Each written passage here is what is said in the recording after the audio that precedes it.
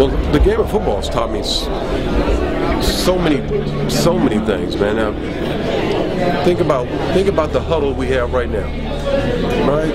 I tell people this all the time. There's a reason why they call it a huddle. You know, people have been huddling all their lives, trying to find ways to enhance each other's lives. The great teams do that all the time. The great teams do that. The better the huddle, the better the team. And so it's simple, man, how if you huddle for all the right reasons, we wouldn't have Ferguson. We wouldn't have some of the challenges that we have in our society. But as we all know, there's always a moment when somebody doesn't belong in the huddle. And yet we have to continue to move on. We got to continue to play. So the game of life, man, is always starting with a huddle. And for me, I'm lucky enough to know that, you know, by the graces of God, man, it's been a nice huddle. It's been a nice huddle. And if I just keep making sure that he's in front of me, I'm gonna be all right.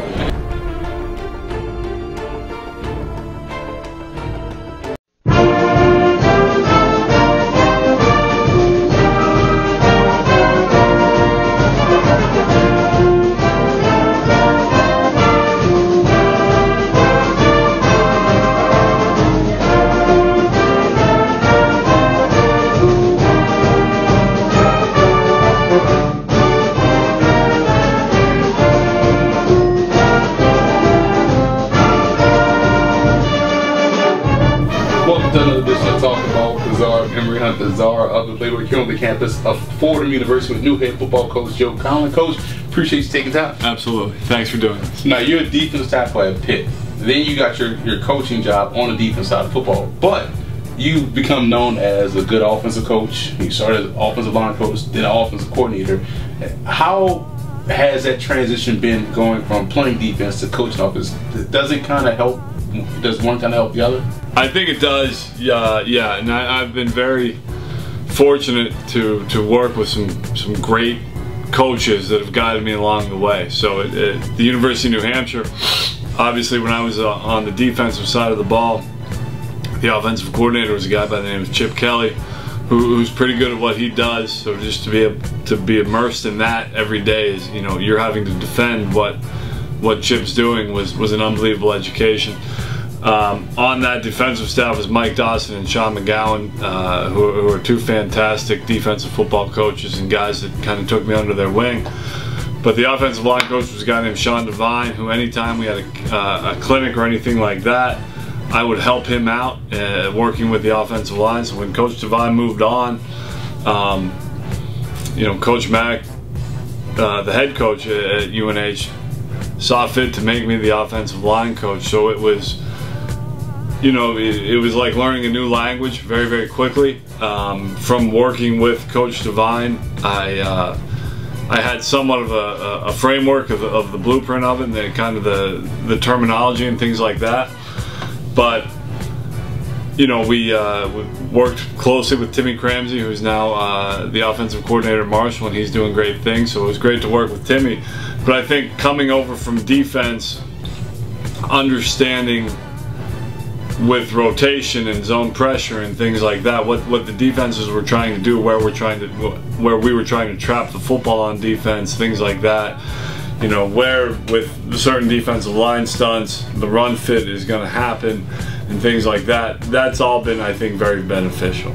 But none of this happens without, you know, just an unbelievable group of people above me along the way. Let's say, for instance, because when I started coaching, I went from playing running back to coaching special teams and then coaching running backs, but they also had me doing some cornerback work. But I felt as though my natural, if I was to coach a defensive position, it probably would have been linebacker because of how we mirror one.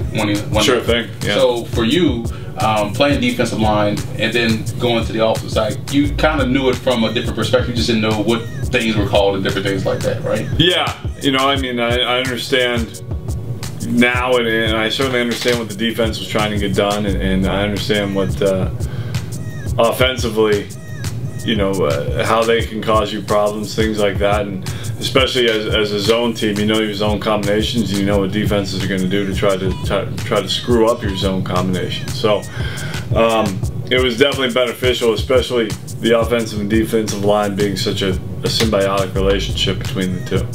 Coach, back in about 2014, you were at Yale. You guys upset Army in one of the best drives I've seen to close out a football game. It was a physical game because by nature of what they do and how you guys ran the football. Did that physical mindset, as far as developing that, you know, normally you see that from, let's say, the battery, O-line, maybe fullback, tailback, but everybody was involved. And I think that's a unique part because your defensive background, did that help you kind of instill that mindset on the offense side of the ball, which is known as kind of like the finesse positions? I think to a certain extent, you tend to coach the game your way, and that's. I had a great offensive staff with me at Yale, and up until, you know, I left last winter. But you know, that was just kind of the way we coached those kids, and we had fun doing it. We had fun playing. We had fun kind of attacking. But those kids on that 2014 team just had a lot of want to them, and we had a great running back, somewhat of a inspirational player in Tyler Varga, who would, you know, wasn't afraid to drop his pads and do the dirty work, and he would finish runs and things like that. And when the other 10 guys see that type of effort and strain and finish, they can't help but to get involved. And we were blessed that year with a very good offensive line that played really well together and worked really well together. And we also had an All-American at right tackle and Ben Carberry, who set the tone for that position. And so they had that role model. You know, we had a couple gritty guys on the inside, and we had this stud tackle, and they kind of just meshed very, very well. But that, you know, that drive was 11 guys that had put a lot of money in the bank, and they saw the light at the end of the tunnel, and they weren't going to be stopped. And everyone in the stadium knew who we were giving the ball to, and I remember we called inside zone. I looked at the call sheet the next day as I was grading the film, and we called inside zone 13 times in a row. And I kind of laughed, but, you know, inside zone is also a play that lends itself to developing a mindset. It's 5 drive blocks. You know, it's not a finesse play. There aren't any down blocks or anything like that. You have 5 one-on-one drive blocks. So if you're going to be a good zone team, you know, you need 5 guys up front that want to mash. And we had that year with a great running back. And, you know, kind of,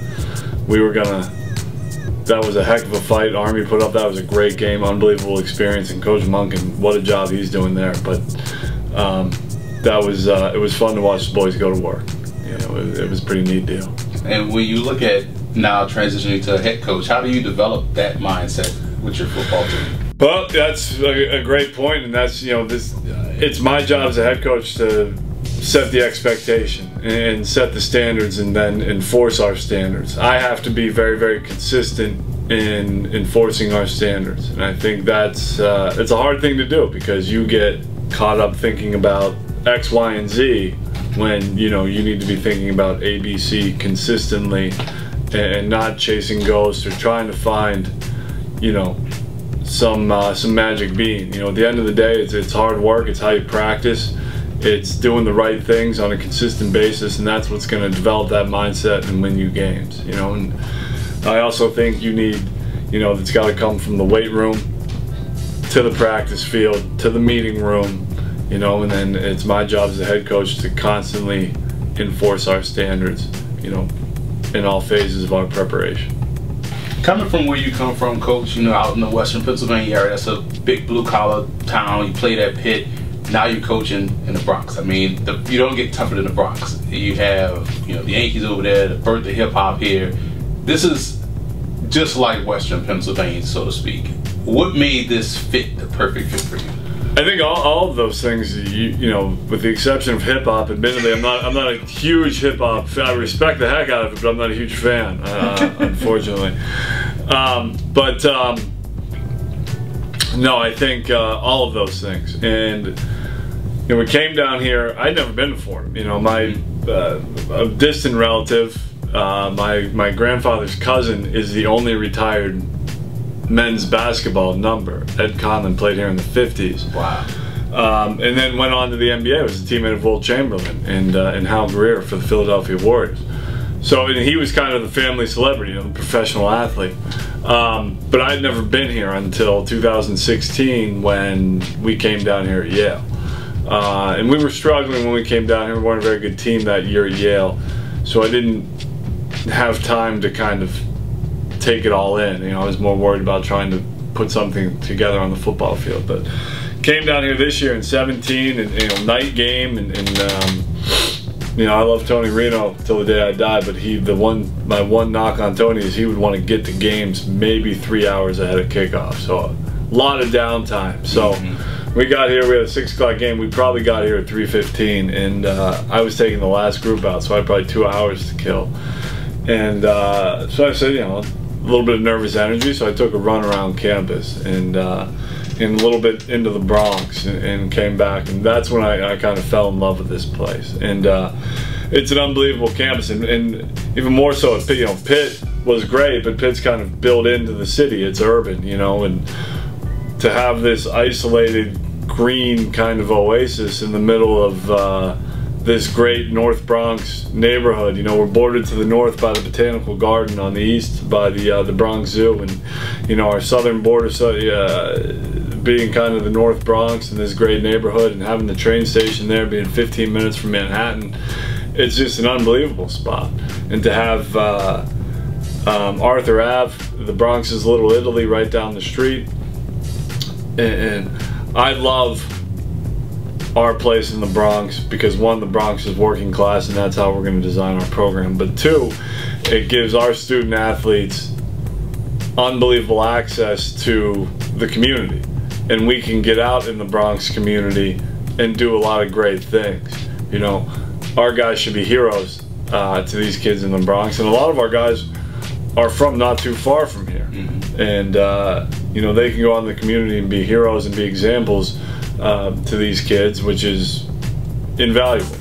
And the other thing we have access to, being right here, is obviously Manhattan and the business capital of the world, and 8 professional sports franchises in the big 4 sports, not to mention a couple professional soccer franchises. The WWE is 20 minutes up the road in Stamford, Connecticut. So you have all this access to business, sports marketing, obviously medicine, law, things like that. So the internships our guys get, and the opportunities that come from being where we're located in the Bronx is another kind of invaluable resource of our location.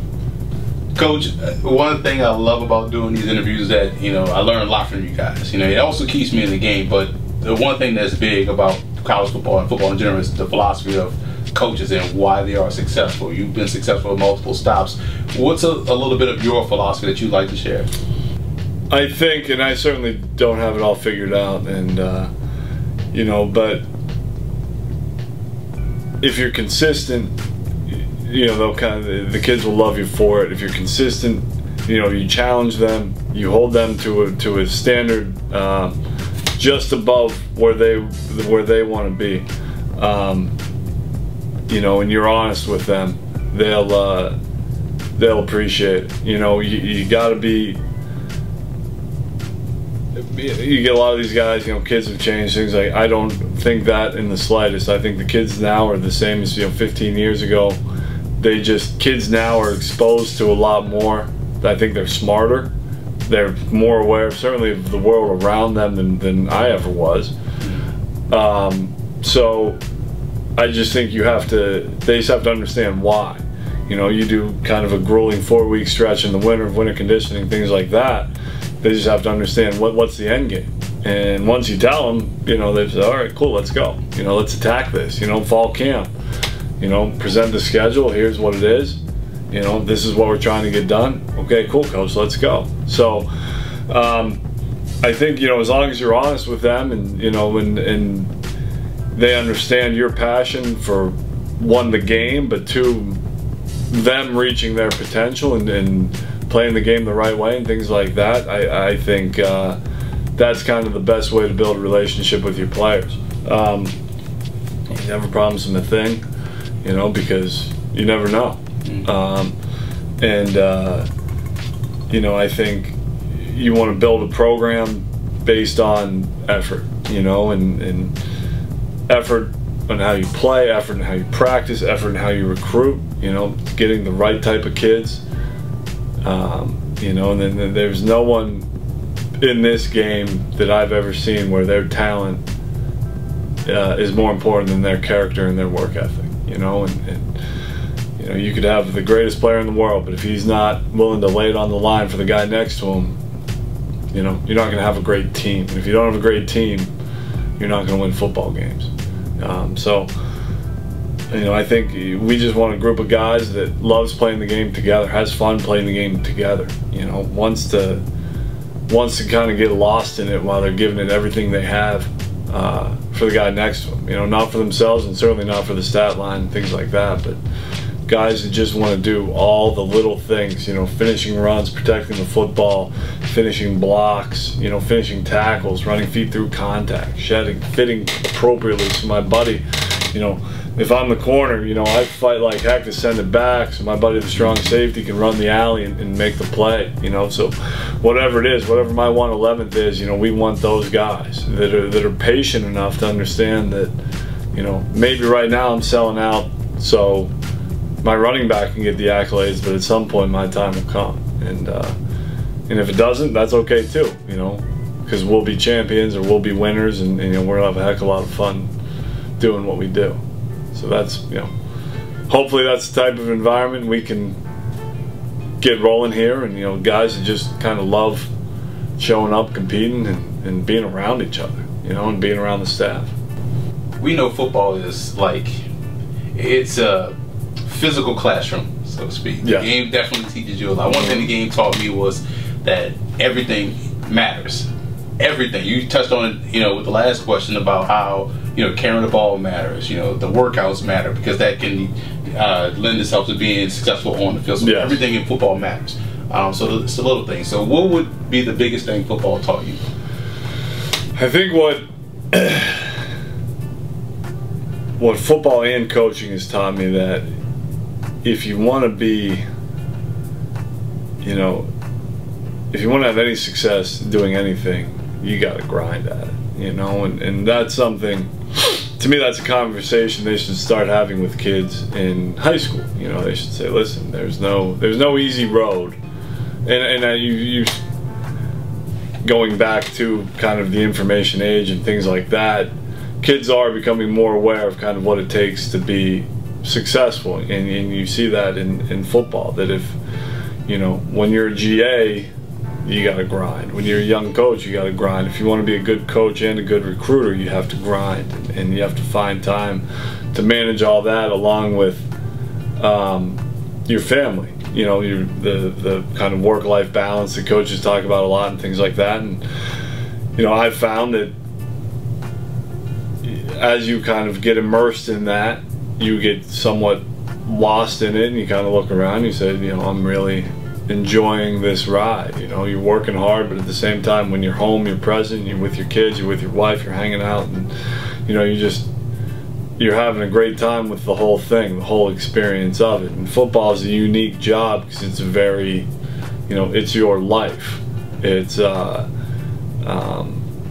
just, you know, there's no clock in and clock out and then it's over and, you know, you can start up again the next day. It's a 24-hour day, 7-day-a-week deal that's always on your mind, and you're always kind of on call, because if there's an issue with one of your kids, you know, you need to deal with it right then and there. So, you know, I think what has the game taught me? It's taught me, it certainly taught me how to, you know, be a better friend and be a better employee, hopefully be a better boss, you know, as now I'm a head coach. But I think it's taught me that whatever you want, you know, whatever you want your experience to be, you have to go after it 100%. And because if you don't, you'll have regret. But it's also taught me that, you know, one of the most powerful things you can say to the guys you work with, or certainly your players, is I was wrong and I made a mistake, or I made a bad call and things like that. And one of the first things I'm going to say to these guys in August is I'm going to make plenty of bad calls, just like you're going to make plenty of mistakes on the football field. But it's our effort that kind of defines us. And so I think like you said, there is nothing. You talk about little things and things like that, and I say that phrase all the time, but there's nothing small, because you dog a workout, next thing you know you get hurt, could completely derail your plan for the next 4 years. So and there's who knows, with your kids, you don't know what some moment might lead to big things down the road or things like that. So football teaches you there's nothing small. There's nothing small in the world. There's nothing, it's all relevant. It can all affect you in some way, shape, or form down the road. So, it's a neat deal to be living and dying off of a team rep on a random Tuesday in October. And I can't explain it, and a lot of people probably don't get it, but to be living and dying, to be waiting on a team run period like it's the Super Bowl is it's a kind of a curious business we've chosen, but I can't imagine doing anything else. Coach, when you look at the college game, and it's still 120 by 53 in the third, right? Mm-hmm. But it seems like the college game is bigger, more spread out, and it's tied directly to the hash marks. Now, there's a big debate going on whether or not hash marks really make a difference, but I think they kind of do. How do you feel about the hash marks in the college game, and where are the differences that you see? Yeah, no, I love hash marks because of the point you brought up, the spacing of it, and being able to get into a 3x1 and using that width to the field to our advantage as an offense. In the NFL, every snap is kind of a ball middle snap, so everything's a little more balanced. There's not enough.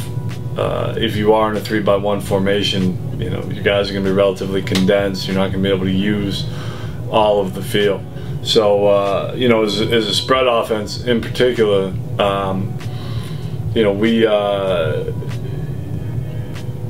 being on the hash and having that big field to either side of us really makes a huge difference. And plus, the amount of ball middle snaps we have throughout the course of the year are, it's less than probably 15% of our offensive snaps. Wow. Are true ball middle. If we can pick our hash, after a touchback or whatever, inevitably we put the ball in the hash, because it seems to be there so often. But to have that width, to be able to, you kind of force defenses to show their hand a little bit, because they have to defend that width. I think it's fantastic. It makes it, in my opinion, for a much more interesting game. I could watch. My wife yells at me all the time because I get home on Saturday from a college football game only to go watch another 2 or 3 college football games. So, in my opinion, it's the greatest thing in the world. And because the game is so spread out and innovative at this level. So, now, with all respect for the NFL, those guys they're fun to watch too. It's fun to watch guys that are that good at playing the quarterback position play the quarterback position and things like that. And those linebackers, with how much speed they have at that level close to the ball and things like that. It's a thing of beauty. Yeah,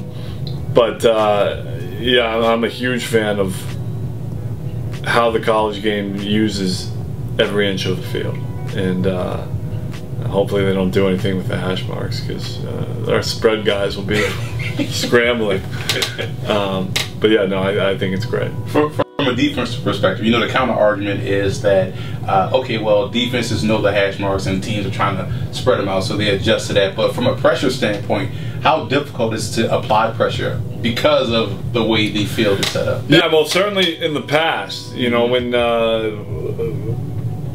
remember in New Hampshire, we were essentially a one-high team, you know, a robber team, old G robber team, right. And you know, we hung on to that thing for as long as we could, and it has its positives and negatives. But if you wanted to then become a zone pressure team, you know, all of a sudden we're in a two-high team, and you know, kind of the cat's out of the bag. But if you know, zone pressure hasn't been in vogue for a couple of years now, but when you were a zone pressure team, you know, all of a sudden it's 3x1 width, you know, and you want to run America's blitz, you need to have some sort of an adjustment, some sort of an answer. You know, do you switch the linebackers up, or you know, do you change the coverage? You go to a 2 deep as opposed to a 3 deep, 3 under, so you don't have to over rotate it. You know, so you needed to have answers to all that stuff. You know, and kind of how are you handling the back end of the boundary and things like that, where all those questions you need to have answered. Now, you know, more man pressure, you know, thanks in part to Coach Brown and all the success he's having at Michigan. But you know, so you know, but it is from the defensive. You know, I haven't been on defense for about a decade, but you know, it's an issue. You know, especially now with the bubble game and the RPOs and all that. Like, I don't envy those guys often, you know, but a lot of them do a fantastic job. But you know, it's tough. There's a lot of green grass out there, and you have a good quarterback that can find the spots. You know, it makes life difficult. So I don't blame him for playing all the man. You know, we'll see. It's fun. It's fun how this game continues to evolve year in and year out. And you know, you see these guys and what they're up to and how they're finding ways to defend spread attacks now and things like that. So I think it's fantastic. Coach, we touched on it earlier about informed kids. You know, we were the same age. Mm-hmm. And remember what it was like for us. You kind of knew about, let's say where I grew up, I only knew about 4 or 5 schools. You played at a Power 5 program, and you know, you only saw maybe a couple schools on TV, but now everybody's on TV, and I think that's the benefit of recruiting that is now kind of balanced the field. So yeah, Fordham can go toe-to-toe with Pitt or the University of Louisiana, right? It can go, we can all be on the same plane, but why would a student athlete choose Fordham? Well, I think there's a lot of reasons. Obviously, academically, we're a top 50 school in the United States. You know, tremendous business school,